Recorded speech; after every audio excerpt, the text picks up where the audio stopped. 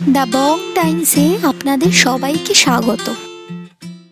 আজকে আমি আপনাদের সামনে সম্পূর্ণ একটি তাক লাগানো ফিউশন রেসিপি নিয়ে চলে এসেছি, যার নাম হলো ফ্রাইড আইসক্রিম। বাড়ির কোনো ছোট গেট টুগেদারই বলুন বা বরের বন্ধুদের পার্টিতে এই রেসিপিটি দারুণ চলবে। তাই চটপট দেখে নিন ফ্রাইড আইসক্রিমের রেসিপিটি। প্রথমেই যে কোনো ফ্লেভারের আইসক্রিম বার থেকে স্কুপ দিয়ে খুব সাবধানে গোলা বানাতে হবে। বলের আকারে গোলাগুলো বানিয়ে 1 ঘন্টা ফ্রিজে রেখে দিন, তাহলে এটা তাড়াতাড়ি জমে যাবে। একটা প্লেটে একটা ডিম নিয়ে ফেটিয়ে নেব।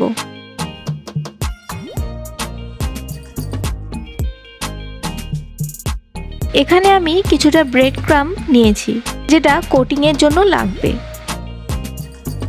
এরপর ফ্রিজ থেকে আইসক্রিমের গোলাগুলোকে বার করে প্রথমে ফেটানো ডিমের মধ্যে এবং তারপর ব্রেড ক্রাম্বের মিশ্রণে দিয়ে কোটিং করে নেব।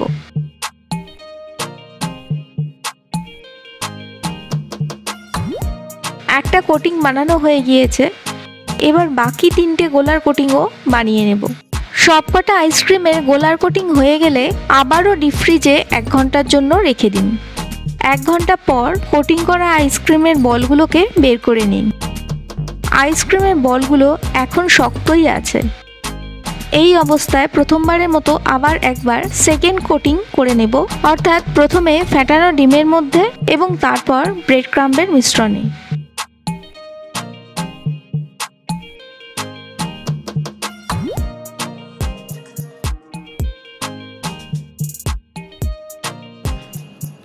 সবকটা আইসক্রিম বলকে সেকেন্ড কোটিং করা হয়ে গেলে আবার 15 মিনিটের জন্য ফ্রিজে রেখে দিন। আর এদিকে কোটিং করে রাখা আইসক্রিম বলগুলোকে ভাজার জন্য একটা প্যানে সাদা তেল গরম করতে দিন। তেলটা গরম হলে আইসক্রিম বলগুলোকে এক এক করে ভেজে নিন।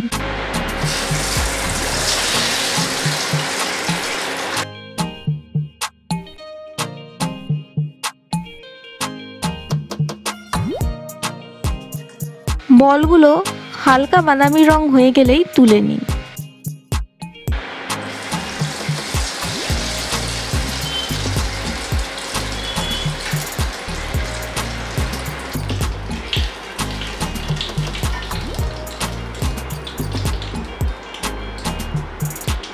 বলগুলি ডিপ ফ্রাই করার পরেই পরিবেশন করুন। খুব ভালো লাগবে এর ওপর নারকেলের গুঁড়ো ছড়িয়ে পরিবেশন করলে।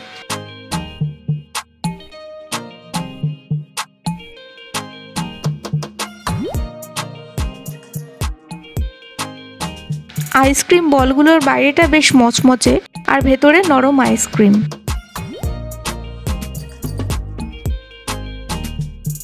তাহলে কেমন লাগলো আপনাদের আজকের ফ্রাইড আইসক্রিমের এই ফিউশন রেসিপিটি? অবশ্যই তা কমেন্ট করে জানাবেন।